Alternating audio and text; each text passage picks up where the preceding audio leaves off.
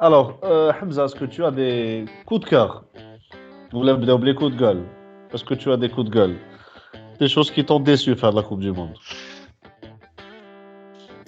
Joueurs, équipe, événements, faits, voilà. Bon, déception, je dirais le Danemark, clairement. Après l'euro qu'ils font, c'est là que tu dis que l'euro c'était vraiment au mental. C'était l'euro finalement ils ont bien joué pour Eriksen. Finalement Et Doten, c'est... ça a très très ça a très très mal. J'ai trouvé le Danemark limite pitoyable. Sincèrement, Yannick, je suis très déçu. Pourtant, ils ont fait un Coup de match cœur pour les sérieux, pays. la France, hein. Ils ont fait un match sérieux, la France, hein. Oui, mais pour moi, ils étaient censés passer deuxième facilement derrière la France, tu vois. Ouais. Je les voyais vraiment bien au-dessus de l'Australie et de la Tunisie. Bien au-dessus de l'Australie et de la Tunisie. Là, franchement, ça son premier tour. Par contre, coup de cœur, c'est les pays africains. Que ce soit ceux qui sont passés au deuxième tour ou là, ceux qui sont sortis au premier tour, franchement, ils n'ont pas à avoir honte. Parce que le Ghana vend très chèrement sa peau. Il aura des regrets pour son premier match. Parce qu'ils vont très chèrement sa peau. Le match à la Corée, il est magnifique. En termes de kiff de suspense, le match est magnifique. C'est le Sénégal, heureusement qu'ils sont passés parce qu'ils auraient eu des regrets mataniques. Le 2-0 contre la Hollande, il est sévère par rapport au match. Il est vraiment sévère. 2-0, ça représente pas du tout le match. Non, additionnel. Voilà, et puis ils ratent pendant le match.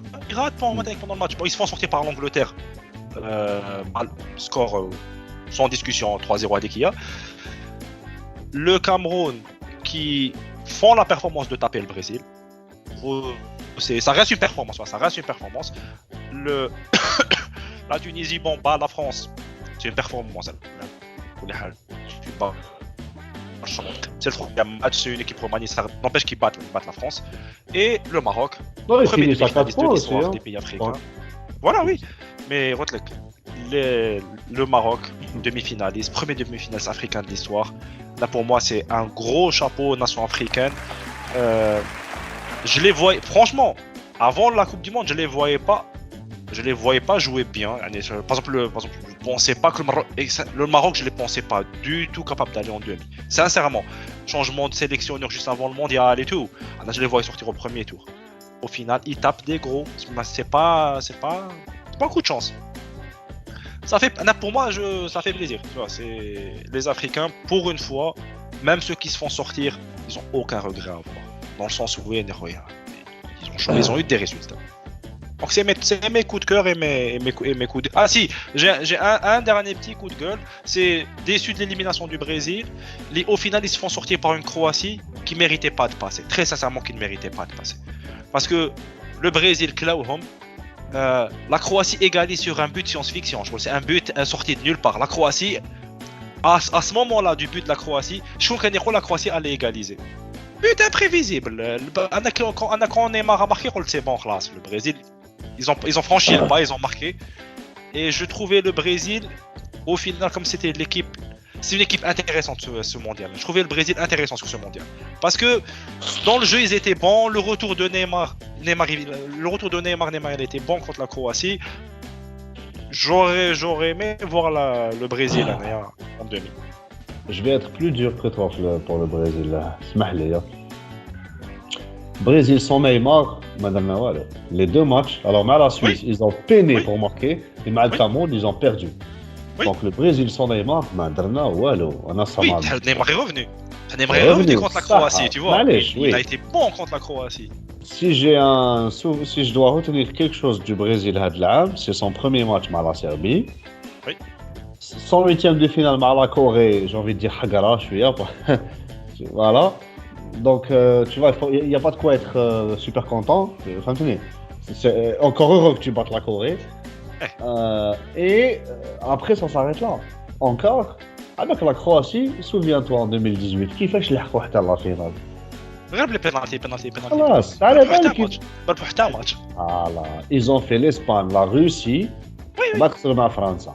Et surtout, le gros coup de gueule, c'est que t'arrives en penalty, Neymar ne tire même pas. là, le dernier, alors que normalement, ils بداو به, hein.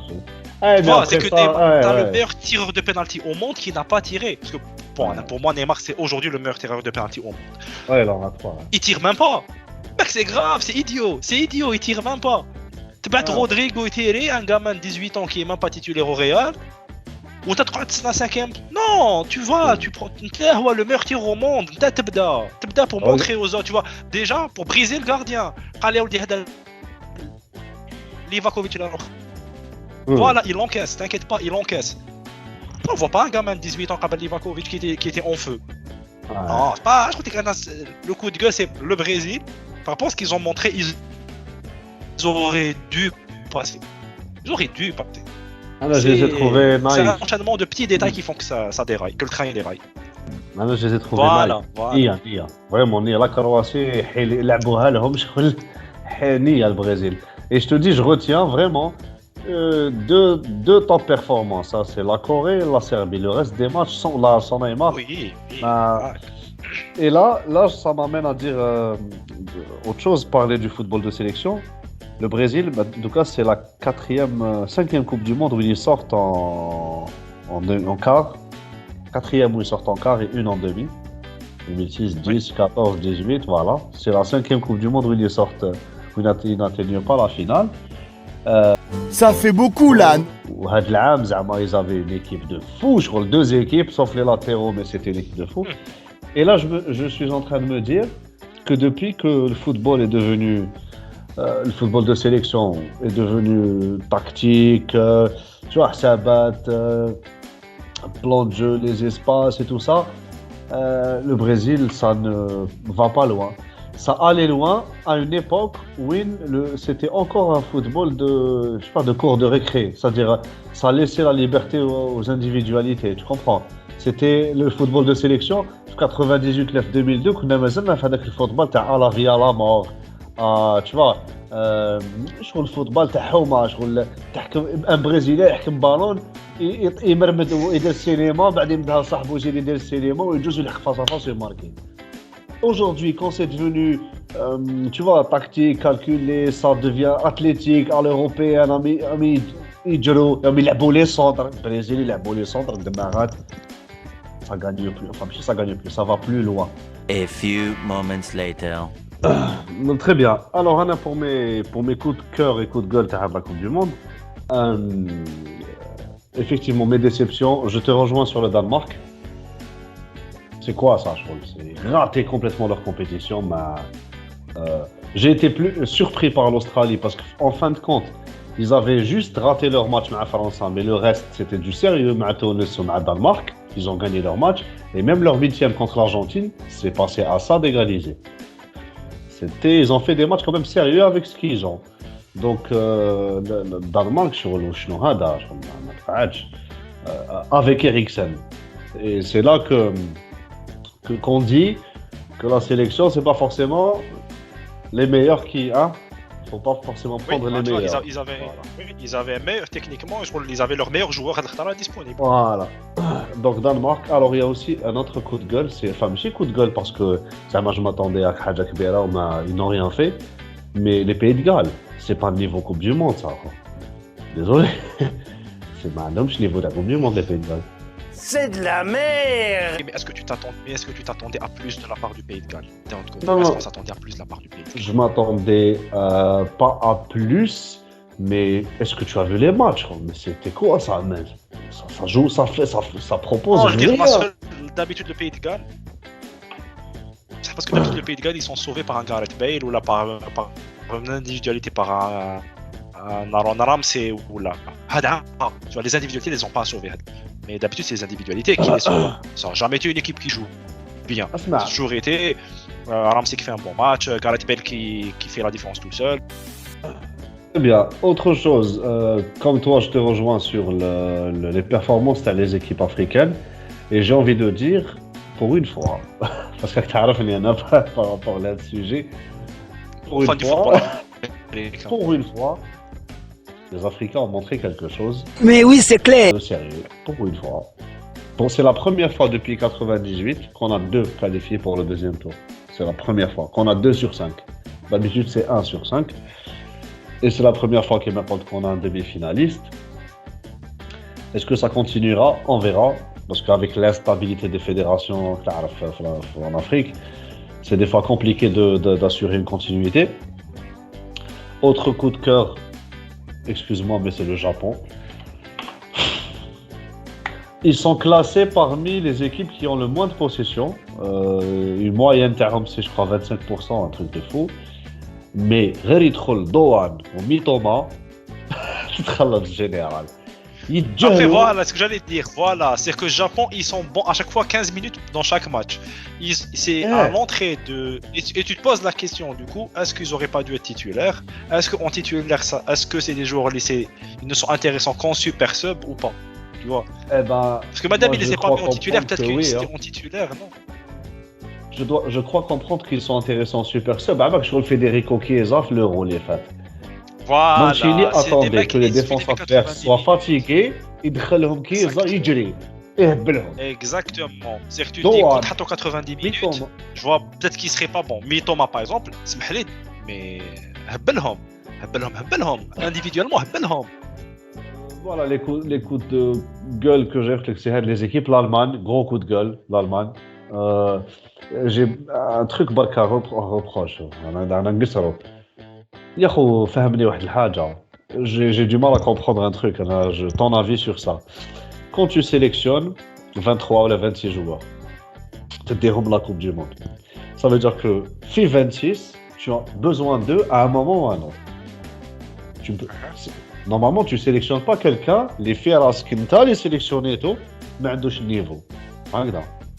Tu penses à qui? Full Krug. عندك 9 de formation 9 تاع الصح علاش ما تلعبوش او غير يدخل لي ماركي فول كروك كان يدخل يماركي. Il y a une raison à ça. C'est que ce qui a été reproché par la presse allemande, le en CFIC, c'est que il a chouchouté les joueurs du Bayern. Parce que c'est des joueurs qu'il connaît, c'est le noyau de joueurs qu'il connaît.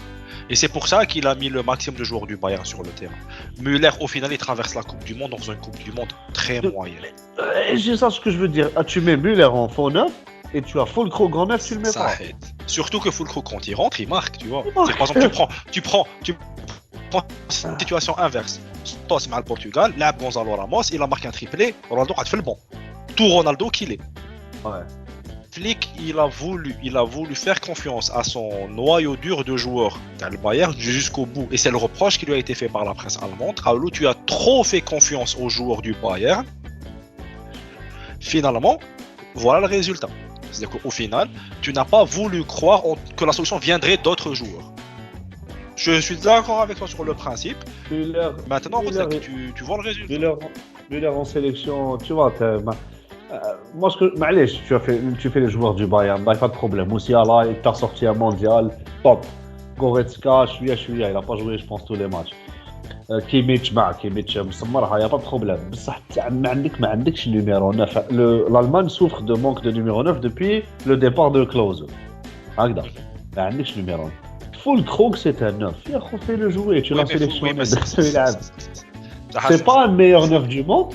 Voilà, Full Krug sur le papier, ça se discute parce que Full Krug, c'est pas non plus un top player. C'est-à-dire qu'entre Full Krug, pur neuf, et Müller qui est excellent avec le Bayern, tu te dis sur le papier Müller et chose.